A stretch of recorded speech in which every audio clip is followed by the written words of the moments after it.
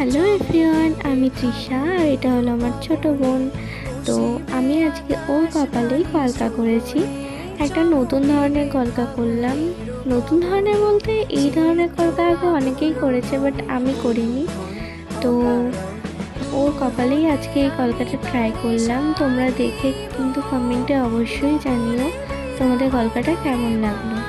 জানি অনেক ভুল ত্রুটি আছে, তো তোমরা যদি কিছু ভুল দেখতে পাও তবে সেটাও কিন্তু কমেন্টে জানাতে ভুলো না। তো দেখতে থাকো।